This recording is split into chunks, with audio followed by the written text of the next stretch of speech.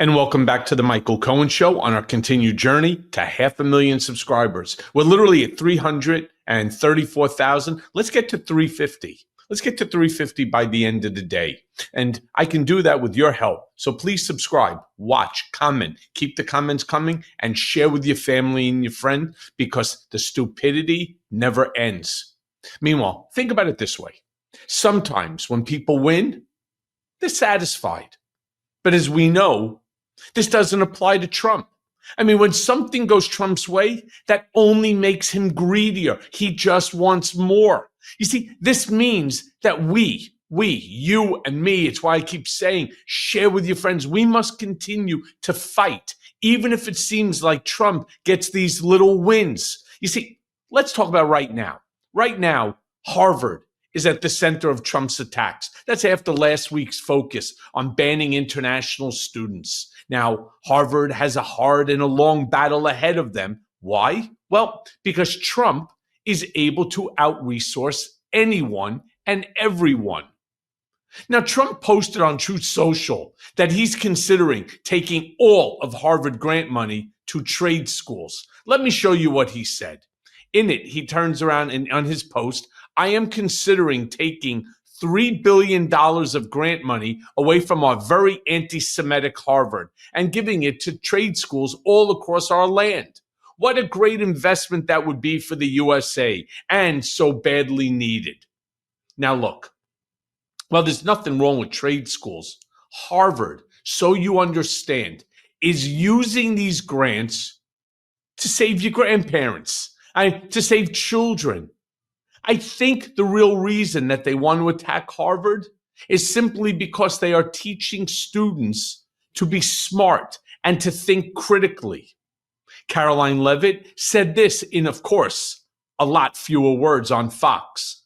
Play the clip. And the president is more interested in giving that taxpayer money to trade schools, in programs, in state schools, where they are promoting American values, but most importantly, educating the next generation based on skills that we need in our economy and our society. Apprenticeships, electricians, plumbers. We need more of those in our country and less LGBTQ graduate majors from Harvard University. And that's what this administration's position is. And we also are not going to tolerate the illegal, criminal, anti-Semitic behavior that we saw take place at Harvard and many other college campuses across the country.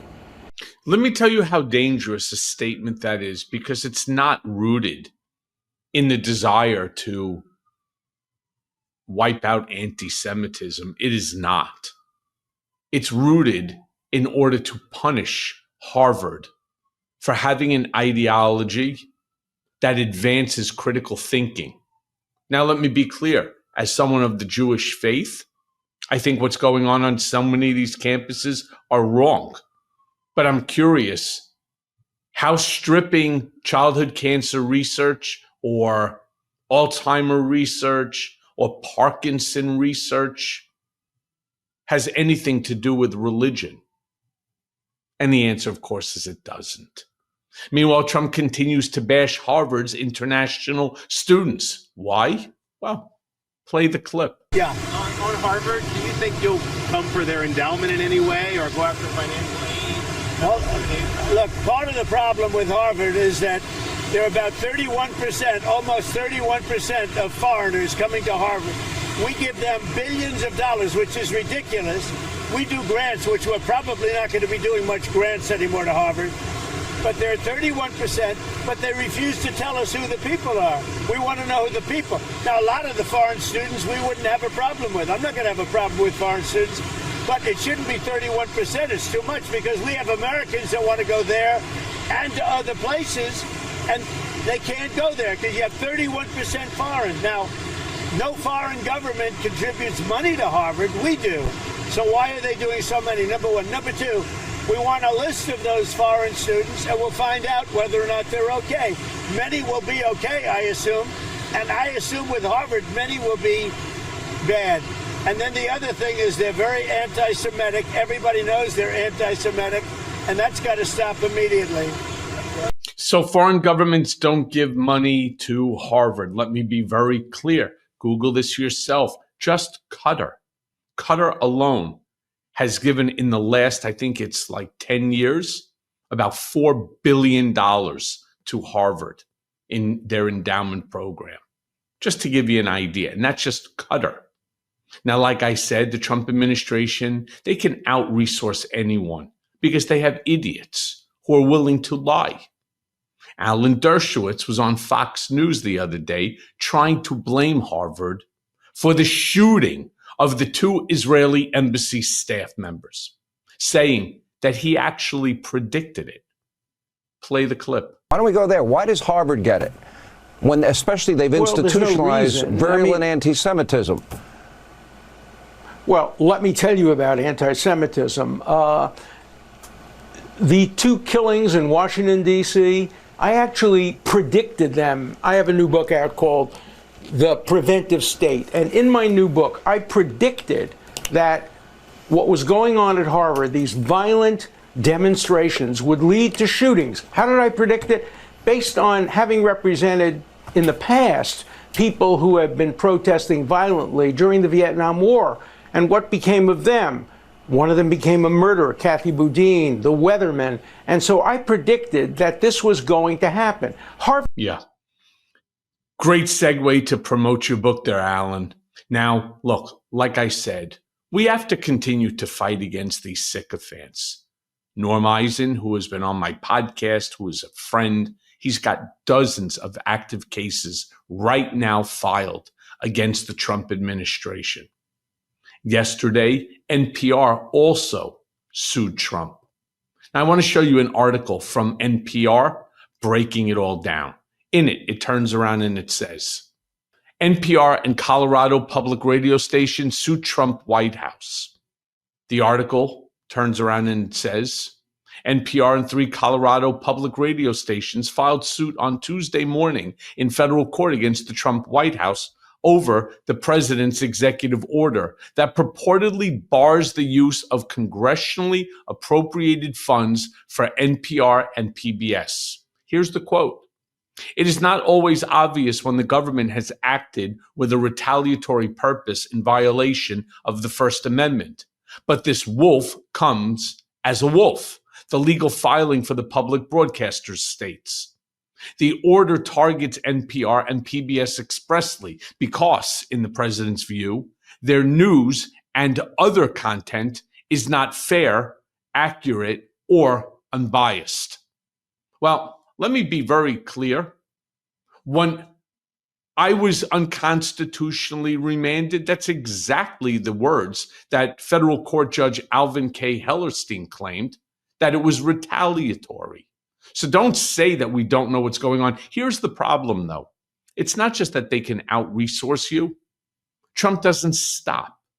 And what he does is they keep advancing these lawsuits over and over and over again. And then they keep filing different variations. And then if by chance the defendant wins or or loses, doesn't make a difference, it goes straight to appeal. And then it'll go on to the next stage. It'll go up to the Supreme Court. And Trump will just wear you down. And they do it with such ferocity. It's like opening up a spigot, a fire hose of litigation. You know, I want to tell you about my Substack, which I'm going to do after I show you the next part, because it is really a call to action. But before that, I'm going to show you that this Harvard chaos and all of this legal drama, it's all purposeful. It's a way to get you to take your eyes off the big grift. You see, for example, next month, Don Jr., he's set to open up an insanely expensive private club solely for insane MAGA crypto guys. Let me read you part of the article breaking it down, and you'll get my point. Donald Trump Jr.'s $500,000 private club set to open next month, and Bush-era GOP need not apply because they won't be accepted in. Executive Branch, that's the name of a forthcoming private club with a $500,000 entry tag, is carving out space for the Trump-era rich and powerful in Georgetown. This is according to a report by the New York Times. Marketed as a refuge from legacy institutions and the press, it's backed by a who's who of the MAGA class, crypto moguls, conservative financiers, and of course, Trump family associates. Aims to insulate members from fake news reporters and old guard Republicans alike. You know, this is not just for any Saudi businessman, an executive branch spokesman said from a private yacht. You have to know the owners. He called it a place where they're not annoyed. The club is set to open next month in a repurposed Georgetown bar, touts its exclusivity with just 200 members and a decor modeled on Manhattan's Aman Club. It is also poised to serve as a kind of Trumpian speakeasy. You're not going to run into somebody you don't trust, said David Sachs, a founding member and Trump's current crypto czar. I mean, the current crypto czar is a founding member. On his podcast, Sachs described traditional GOP haunts as more Bush-era Republicans, while Executive Branch, again, the name of the club, is new, hipper, and Trump-aligned. Now, let me go ahead and just explain again something that I wrote in my current Substack. You don't get to sit this one out. None of us do. The stakes are too high. The children, their future is on the line. If you ever loved this country, if you ever cried during the national anthem, or you stood in awe at the Lincoln Memorial, now, right now, is the time to prove that love. Because Trumpism cannot be beaten. No, it must be broken, shattered, reduced to shards we bury deep so that no one ever forgets how close we came to losing it all. And when I say we, I mean it. I'm not fighting alone. I can't. This isn't my journey anymore. It is our journey. You've walked it with me through my mistakes, my remorse, my redemption. Through every mea culpa podcast and political beatdown episode, we have shared the tears, the anger, the outrage, and the resolve. They want me quiet. They want me forgotten. They want to grind me down until there's nothing left. But guess what? I'm still standing and I'm not backing down. I'm here with you right now on the Michael Cohen Show. And I'm asking you, subscribe, watch, comment, keep the comments coming, and share this with your family. Share it with your friends. We've got a lot of work to do, not just to resist, but to rebuild, to teach our kids that truth matters, that character counts, that no man, no matter how rich or loud or cruel, is above the law. And this time, we need to walk it together. And as always, thanks for listening. Hey, everyone. First of all, thanks for watching. I mean, we're going to be posting daily episodes with reactions and talking about politics. We'll be talking about everything, in fact. So please like and subscribe. Join us on this journey.